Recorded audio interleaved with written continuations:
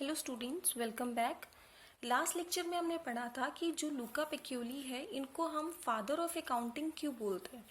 ठीक है, तो फादर ऑफ अकाउंटिंग इनको बोलने का मेन रीज़न हमारे पास क्या था कि इन्होंने 1494 में एक बुक पब्लिश करी थी।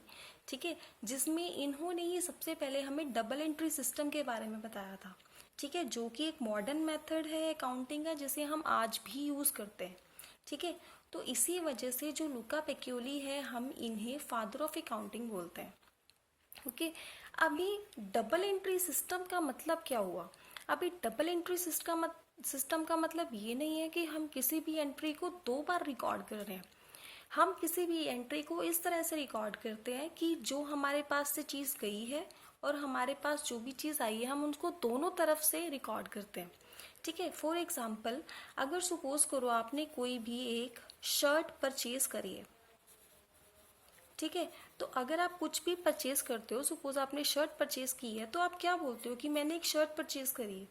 ठीक है, लेकिन बिजनेस क्या बोलता है, आप सिर्फ ये क्यों बोलते हो कि मैंने शर्ट परचेज की है, बदले में आपने कैश भी तो दिया है, तो कैश भी तो आपके तरफ से गया है। ठीक है, तो कैश को कंसीडर क्यों नहीं करते हो। ठीक है, तो डबल एंट्री सिस्टम बोलता है कि अगर आपने शर्ट परचेज करी है, आपके पास शर्ट आई है, तो बदले में कैश भी तो गया है, तो कैश को भी तो बोलो कि कैश गया है। ठीक है, उसी तरह से सपोज करो मैं शर्ट की एग्जांपल दोबारा लेती हूँ कि आपने बोला कि मैंने शर्ट सेल करी है। ठीक है, आपने शर्ट सेल करी है। अगर आपने शर्ट सेल करी है तो बदले में आपके पास कैश आया भी तो है।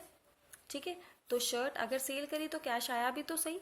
मतलब किसी एक ट्रांजैक्शन का इफेक्ट डबल होता है। ठीक है, तो कोई भी ट्रांजैक्शन होगी उसका इफेक्ट हमेशा क्या होता है, डबल एंड। ठीक है, तो डबल एंट्री सिस्टम को इस तरह से डिज़ाइन करा गया है कि आपकी डेबिट और क्रेडिट की अमाउंट हमेशा क्या होगी, इक्वल होगी। ठीक है, अभी सपोज आपने 300 की शर्ट परचेज की, तो आप बदले में आप कैश भी कितना दोगे, 300। ठीक है, आपने कोई शर्ट सेल की है 300 की, तो बदले में आपके पास कैश भी कितना आएगा, 300।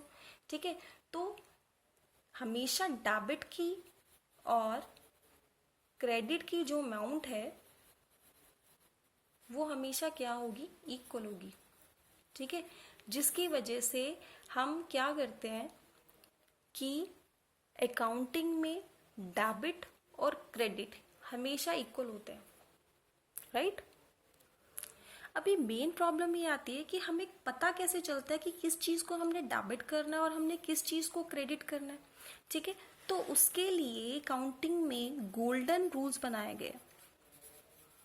ठीक है, कुछ सुनहरी रूल्स बनाए गए हैं अकाउंटिंग के जिसको हम बोलते हैं गोल्डन रूल्स ऑफ अकाउंटिंग। अब इनको गोल्डन रूल्स क्यों बोला जाता है, इनको गोल्डन रूल्स बोलने का मतलब ये है कि ये सुनहरी चिड़िया हैं अकाउंटिंग की। ठीक है, इनके बिना अकाउंटिंग पॉसिबल ही आप समझ नहीं सकते हो, क्योंकि जब आपको पता ही नहीं है कि बेस क्या है, जब आपको पता ही नहीं है किस चीज़ को डेबिट करना है और जिसको क्रेडिट करना है, तो आप अकाउंटिंग प्रोसेस आगे सोच भी नहीं सकते हो करने की। ठीक है, तो इसीलिए गोल्डन रूल्स हैं हमारे पास कुछ अकाउंटिंग के, ये सीखने के लिए कि किस चीज़ को हम डेबिट करते हैं और किस चीज़ को हम क्रेडिट करते हैं। ठीक है, तो इसको समझने के लिए हमारे पास तीन तरह के अकाउंट्स होते हैं। फर्स्ट है हमारे पास पर्सनल अकाउंट,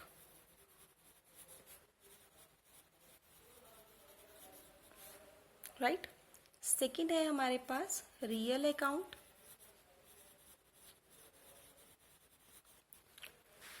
ठीक है। एंड थर्ड है हमारे पास नॉमिनल अकाउंट।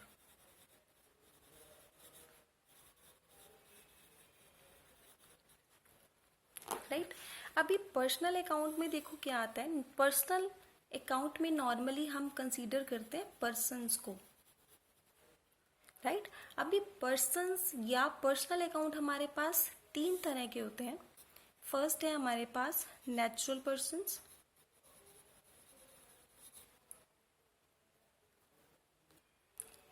सेकेंड है हमारे पास आर्टिफिशियल,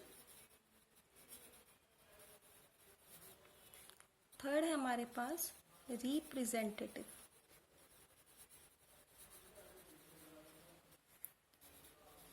पर्सनल अकाउंट, राइट।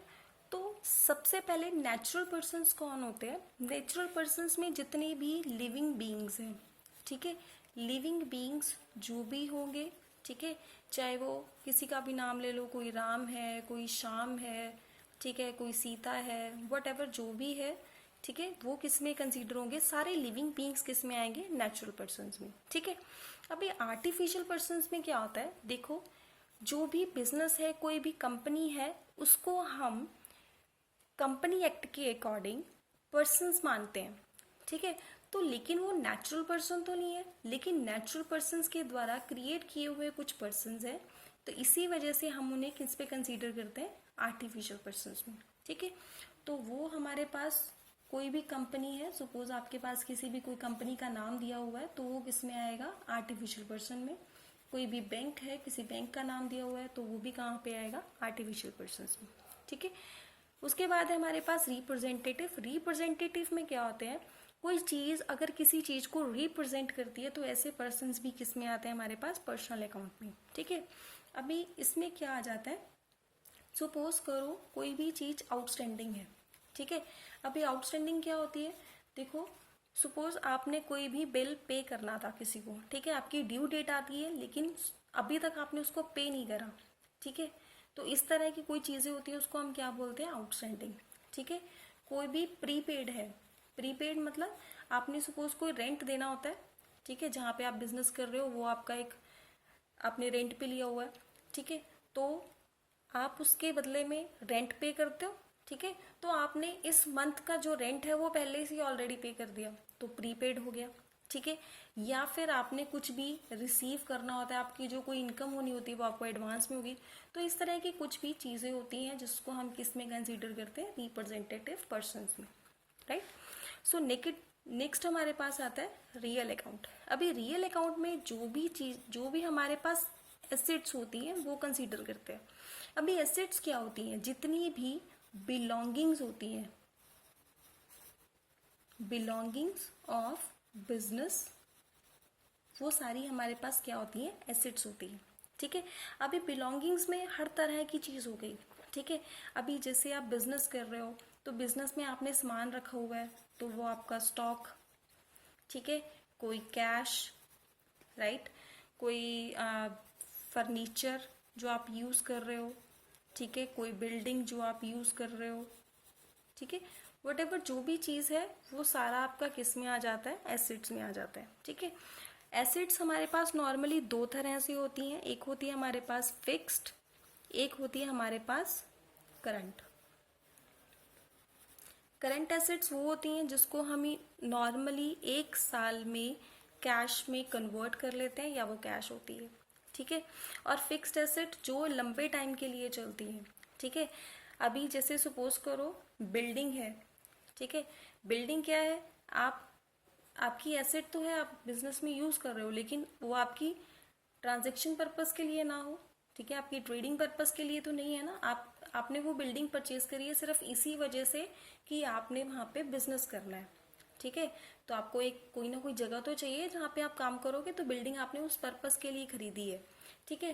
तो बिल्डिंग आपका रियल एस्टेट का बिजनेस तो नहीं है, आप बिल्डिंग को बना के तो नहीं बेच रहे हो, ठीक है, लेकिन आपको बिल्डिंग किस लिए चाहिए? बिजनेस में चाहिए, ठीक है। तो इस तरह की जो चीजें होती हैं, फर्नीचर, आपका फर्नीचर का बिजनेस ना हो तो, ठीक है, आपने फर्नीचर यूज करा है कि आपके पास कोई अगर कस्टमर आता है तो वो कहाँ बैठे, आपके जो इम्प्लॉयज है वो कहाँ बैठेंगे, तो उसके लिए हमें फर्नीचर चाहिए, ठीक है। लेकिन आपका फर्नीचर का बिजनेस ना हो, ठीक है, क्योंकि अगर आपका फर्नीचर का बिजनेस हुआ तो जो फर्नीचर है वो आपका एक स्टॉक में आ जाएगा, क्योंकि आपका ट्रेडिंग का काम ही फर्नीचर में होगा, ठीक है। अगर आपका फर्नीचर का बिजनेस नहीं है, आपने फर्नीचर अपने बिजनेस के यूज के लिए रखा है, ठीक है, कोई बिजनेस की बिलोंगिंग है वो ऐसी, तो इसको हम किस में कंसीडर करते हैं? फिक्स्ड एसेट में, जो नॉर्मली एक साल में हमारे पास कैश में कन्वर्ट नहीं होती, ठीक है। उसके बाद है हमारे पास नॉमिनल अकाउंट। नॉमिनल अकाउंट में किसी भी तरह की कोई इनकम हो हमारे पास, ठीक है, किसी भी तरह का कोई प्रॉफिट हो, ठीक है, किसी भी तरह के कोई एक्सपेंसेस हो, ठीक है, या फिर किसी भी तरह का कोई लॉस हो, तो इन सभी चीजों को हम कंसीडर करते हैं नॉमिनल अकाउंट में, ठीक है। तो सिंपल सी बात, अगर आपके पास किसी भी पर्सन का नाम आता है, ठीक है, चाहे वो रिप्रेजेंटेटिव हो, चाहे वो आर्टिफिशियल पर्सन हो, चाहे वो नेचुरल पर्सन हो, तो आपने हमेशा याद रखना है पर्सनल अकाउंट, ठीक है। कोई भी एसेट्स की बात हो तो आपने हमेशा याद रखना है रियल अकाउंट। कोई भी इनकम, प्रॉफिट, एक्सपेंस या लॉस की बात हो तो आपने हमेशा याद रखना है नॉमिनल अकाउंट। अभी हमने देखा हमारे पास 3 तरह के अकाउंट्स हैं, तो उनके रूल्स क्या हैं। सबसे पहले हमने देखा पर्सनल अकाउंट, ठीक है। तो पर्सनल अकाउंट का रूल क्या है? पर्सनल अकाउंट का रूल है debit the receiver, credit the giver, ठीक है। देखो अभी पर्सनल अकाउंट में हमने बात की थी पर्सन्स की, ठीक है। अभी पर्सन्स या तो कोई चीज रिसीव करने वाला हो सकता है या कोई चीज देने वाला हो सकता है, ठीक है। अगर तो वो कोई चीज रिसीव कर रहा है तो हम उसको क्या करेंगे? डेबिट। अगर वो कोई चीज देने वाला है तो हम उसे क्या करने वाले हैं? Credit, right. अभी नेक्स्ट है हमारे पास रियल अकाउंट। तो रियल अकाउंट में हमने क्या देखा था? हमने एसेट्स कंसीडर करी थी। तो एसेट्स क्या होगी? एक तरह की वस्तुएं हो गई, चीजें हो गई। तो चीजें क्या हो सकती हैं? या तो आ सकती हैं या जा सकती हैं, ठीक है। तो इसका रूल है debit what comes in,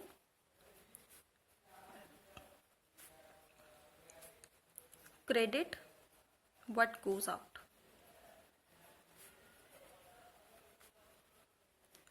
right. अगर तो वो चीजें आ रही हैं तो उसको हम डेबिट करने वाले हैं, अगर वो चीज जा रही है तो हम उसे क्रेडिट करने वाले हैं।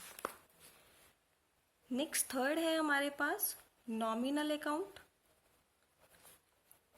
अभी देखो नॉमिनल अकाउंट में हमने क्या देखा था? या तो उसमें कोई भी इनकम होगी, या उसमें कोई भी प्रॉफिट होंगे, या कोई एक्सपेंस या कोई लॉस। अगर इस तरह की कोई चीजें हैं तो हम उसको किसमें कंसीडर करते हैं? नॉमिनल अकाउंट में।